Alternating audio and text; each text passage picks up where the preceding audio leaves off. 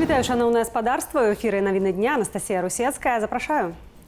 У Латвію сёння нельга трапіць легкавым аўтамабілем, зарэгістраваным у Беларусі. Забарона датычыць уезду як праз беларускую, гэтак і расійскую мяжу. Цяпер жа Міністэрства юстыцыі рыхтуецца наагул забараніць рух аўтаў па краіне з беларускай рэгістрацыяй. Такі намер пацвердзіла ў эфіры латышскага тэлебачання міністрка юстыцыі Інеса Лыбіна-Эгнере.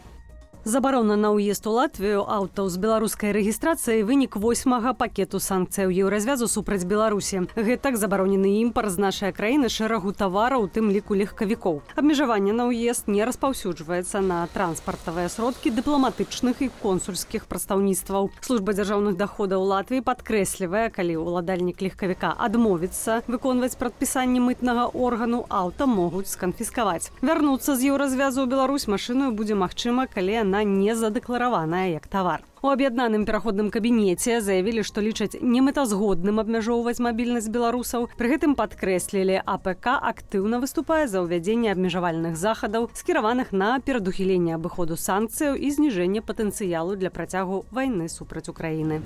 У Міністэрстве замежных справаў Беларусі пракаментавалі забарону на ўезд у Латвію аўтаў з беларускай рэгістрацыяй. Прэс-сакратар Анатоль Глас назваў гэта ударам па звычайных людзях, крокам бесчалавечным і антыгуманным. Отмечу, что в планах белорусской стороны нет намерений принимать симметричные меры против граждан Латвии. Наоборот, мы открыты и заинтересованы в развитии контактов с соседями, в том числе при использовании действующего для латышей безвизового режима для посещения нашей страны. Чарговы дрон камікадзе типу «Шагет» у беларускай паветранай прасторы. Паводле тэлеграм-каналу «Беларускі гаюн» сёння раніцаю беспілотнік мінуў нашу мяжу і паляцеў у бок на Роглі. Затым па яго маршруце былі Бабруйск, Быхаў, Беразіно, меркавана ён даляцеў да Магілёва.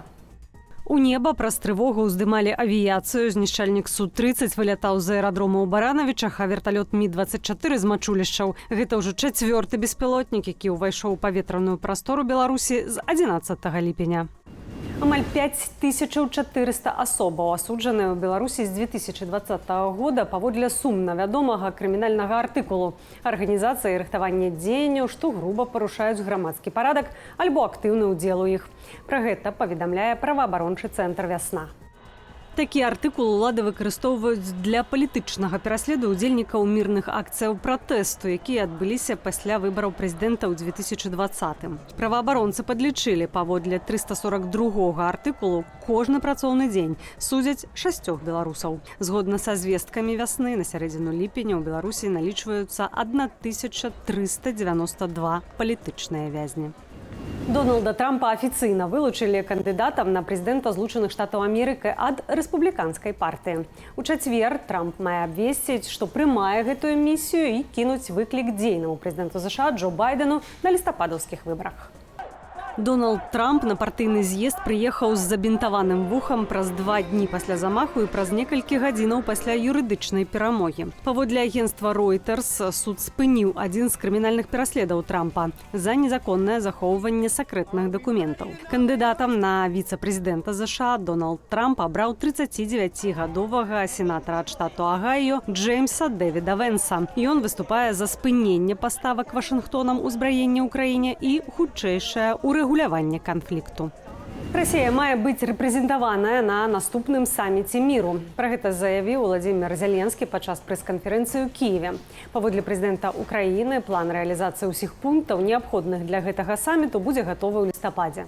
Калі гэтыя 3 пункты мы рэалізуем і калі будзе цалкам гатовы план з нашага боку, з боку партнёраў, я думаю, усё будзе зроблена. Мы будзем гатовыя максімальна наблізіць другі саміт і мяркую, што прадстаўнікі Расіі маюць быць на другім саміце.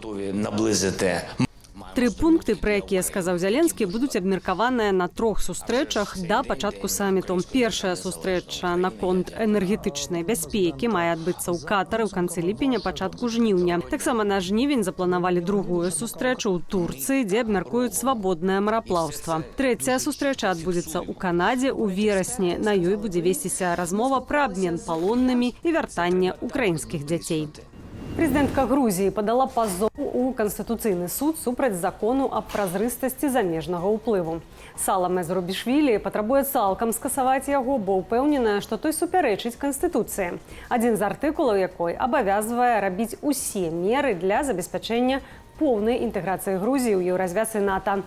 На час разгляду пазоваў Канстытуцыйны суд можа прыпыніць дзеянне акту. Прыняцце закона аб празрыстасці замежнага ўплыву выклікала ўвесну шматтысячныя акцыі пратэсту ў Грузіі. Крытыкі праводзяць паралелі з дзейным цяпер у Расіі законам аб замежных агентах. Калі ў сярэдзіне траўня грузінскі парламент канчаткова прыняў спрэчны закон, Зурабішвілі наклала на яго вета, якое, аднак, пераадолелі заканадаўцы. Учора кіраўнік грузінскага парламенцкага камітэту адукацыі, навукі і справаў моладзі Гіві Міканадзе заявіў, што гэты так званы закон аб замежных агентах пачне дзеяць праз некалькі тыдняў. Карыстацца чужою карткаю для аплаты праезду ў грамадскім транспарце забаронена. Міліцыя правярае неправамернае выкарыстанне ільготных праязных дакументаў, якімі валодаюць школьнікі беларускай сталіцы. Эксперымент наконт аплаты грамадскага транспарту, каб лепш улічваць перавоз пасажыраў, у Менску распачалі летась. У ільготнікаў з'явіліся пластыкавыя карты. Іх атрымалі больш за 240 тысяч навучэнцаў сталіцы. Пры правяранні выявілі, што некаторыя праязныя выкарыстоўваліся позна ўвечары. На запісах з камераў назірання відаць, асобы, якія карысталіся гэтымі картамі, не мелі права на ільготу. У дзіцячы летнік, дзе падчас урагану загінуў падлетак, прыехалі псіхолагі. Спецыялісты надаюць дапамогу дзецям і працаўнікам. Пра гэта паведамілі ў кампаніі «Беларуснафта», якой належыць установа. Інфармацыі пра тое, што выхаванцы, якія сталіся сведкамі гібелі дзіцяці, спыняць адпачынак і адправяцца дадому, няма. У сацыяльных сетках з'явілася відэа, як за лічаныя секунды ураганны вецер ломіць дрэва ў летніку. Яны падаюць на людзей, якія бягуць хавацца ў найбліжэйшыя будынкі. Загінуў 13-гадовы хлопец. Розныя траўмы атрымалі яшчэ 6 дзяцей. Двое з іх застаюцца ў шпіталях. Дзяўчынка, якой зрабілі аперацыю абласной бальніцы, цяпер у Менскім рэспубліканскім цэнтры траўматалогіі і артапедыі. У Гомлі, дзякуючы нядаўняму урагану, зрабілі гістарычнае адкрыццё.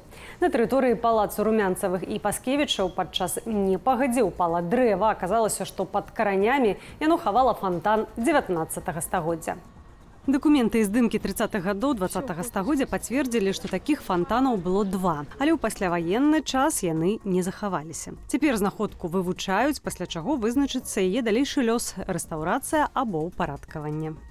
Зборная Іспаніі па футболе вярнулася на радзіму пасля трыумфу на Еўра-2024. Чатырохразовыя пераможцы чэмпіянату старога свету праехалі ў адкрытым аўтобусе па вуліцах Мадрыду, дзе сабраліся дзесяткі тысяч асобаў. Затым каманда Люіса де ла Фуэнте ўзяла ўдзел у канцэрце, прысвечаным перамозе. Як сустракалі футбалістаў, у відэа без каментара.